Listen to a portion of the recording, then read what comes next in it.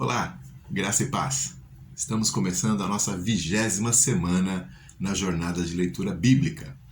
Terminamos os livros que nós chamamos de Pentateuco, os 5 livros de Moisés, e estamos agora iniciando os livros históricos. Nós chamamos de livros históricos os 12 livros que compõem aí de Josué, que começamos essa semana, até Esther, e que contam esses mais ou menos 1000 anos de história aí do povo judeu, desde a entrada em Canaã, que vamos começar agora, até os reinados, a divisão dos 2 reinos, o exílio, a destruição do reino do norte, o exílio do reino do sul e o retorno do exílio já no 4º para 5º século antes de Cristo.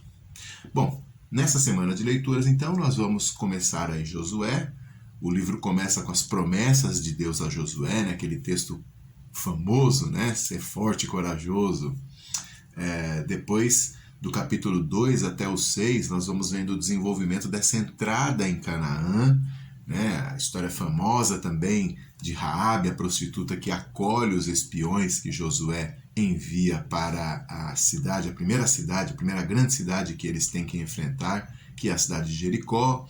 Aí depois eles atravessam o Rio Jordão, circuncidam toda a população que não estava circuncidada.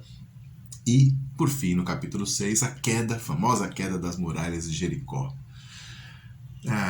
Depois dessa vitória, um revés aí com a derrota para a pequena cidade de Ai, por causa de Acã, que pecou lá, recolheu o material que não era para recolher, material contaminado espiritualmente, que Deus mandou destruir, ele recolhe ali, acha que se enriqueceria com aquilo. E, por fim, depois de resolver o problema de Acã, a vitória contra Ai.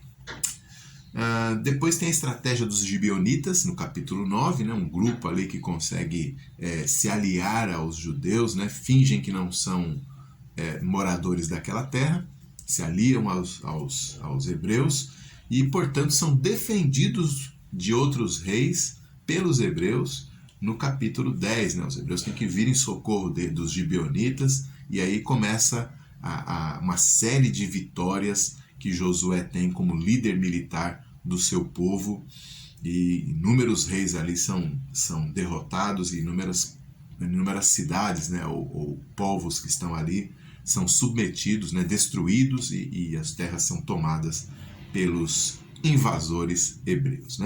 É nesse trecho aí que está aquele famoso também episódio no qual Deus estende um dia, até que eles terminem de vencer aquela batalha, o sol não se põe.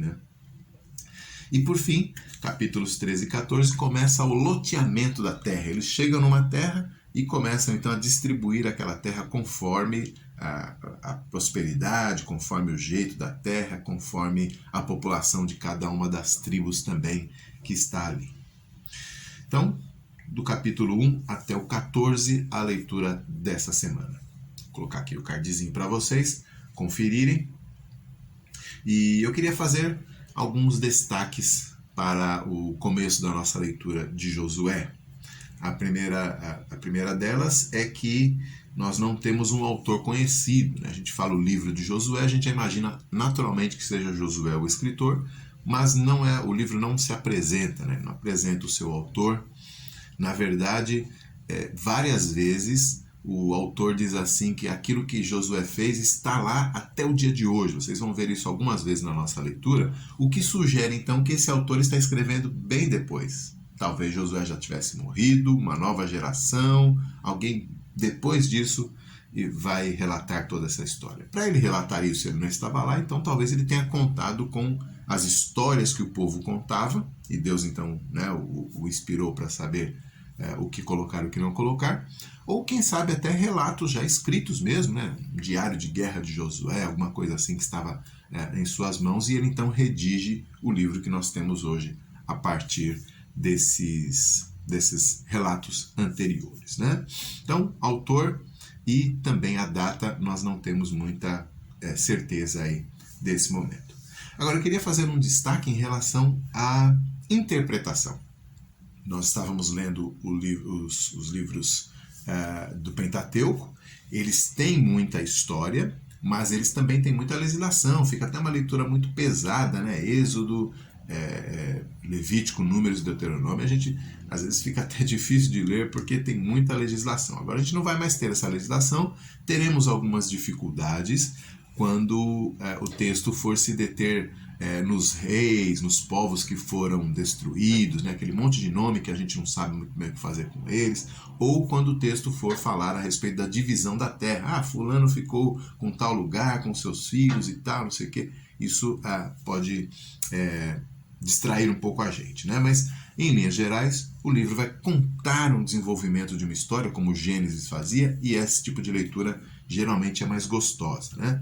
Mas, para que a gente não fique apenas vendo história, mas que a gente possa aprender alguma coisa, é importante a gente estar atento aos recursos literários que o autor usa, né, e nos apresenta. Nesse trecho que nós vamos ler, 2 desses recursos ficam bastante evidentes, né? Um deles são as comparações implícitas. Quando você está lendo esse trecho, Josué inteiro, mas esse trecho que nós vamos ler nessa semana nos ajuda já a perceber isso, há uma série de narrações, de narrativas, de histórias, que você vai pensar assim, rapaz, parece que eu já vi isso em algum lugar. E você já viu mesmo. O autor toda hora está mostrando para nós que Josué é um novo Moisés. Então você tem lá as promessas, Deus falando diretamente com Josué, como ele fazia com Moisés, Josué enviando espiões para a terra, né, só que dessa vez dá certo, Josué cruzando o Jordão a pé seco, né, a expressão que usa lá, a pé enxuto, né, assim como Moisés cruzou com o seu povo o Mar Vermelho, Moisés circuncidou o seu povo lá, estabeleceu a circuncisão lá atrás, e agora Josué circuncida o seu povo, né? Eles tinham deixado de se circuncidar durante os 40 anos no deserto. Moisés compareceu perante uma teofania, né? uma apresentação visível de Deus lá no Sinai, e agora Josué se encontra com um anjo, né? Um príncipe do Senhor, aí dos exércitos do Senhor. Então você tem essas comparações feitas o tempo todo, né? As vitórias sobrenaturais de Moisés, agora sobre o Egito, né? Agora vitórias sobre Jericó, por exemplo, né? Então ele faz a leitura da lei. O tempo todo o autor está mostrando que Josué está no lugar de Moisés. Deus havia prometido que haveria alguém no lugar de Moisés, e de fato o autor mostra que Josué é esse homem. Claro que, no final das contas, Josué vai morrer e vai ficar essa carência de um novo mediador, né? Mas falamos disso daqui a pouco. Um outro detalhe aí desses recursos literários que está no nosso texto é o suspense. Se você pensar bem, logo no começo do livro, os espiões vêm e conhecem Raabe e dizem: Deus nos entregou essa cidade, né, em nossas mãos, lá no capítulo 2. Mas a cidade só vai cair no capítulo 6. Então esse é um recurso que você assiste nos filmes, né, nos livros de suspense policiais e tal, que você dá a dica, né, do que vai acontecer, mas você vai segurando, atrasando a conclusão daquilo até que aconteça, né? E esse suspense é criado, e isso é muito gostoso de ler, mas também nos mostra, né, o autor apontando para a realização do plano de Deus no devido tempo, né? Então, fiquem atentos a esses recursos literários, leiam Josué como história, como a gente estava fazendo lá em Gênesis, né? Porque assim a gente consegue pegar um pouco mais, aí se empolgar com a narrativa, né, e com a forma como o autor está contando a sua história e, portanto, passando a sua mensagem. Eu também quero fazer três destaques em relação à teologia do nosso texto. O primeiro deles, eu já mencionei agora há pouco, é o fato do mediador, né? Então, Deus prometeu que haveria um profeta depois de Moisés igual a ele, e o povo deveria ouvi-lo. Agora o nosso texto apresenta Josué, mas obviamente isso vai nos direcionando a esperança de Israel para um mediador que ainda viria.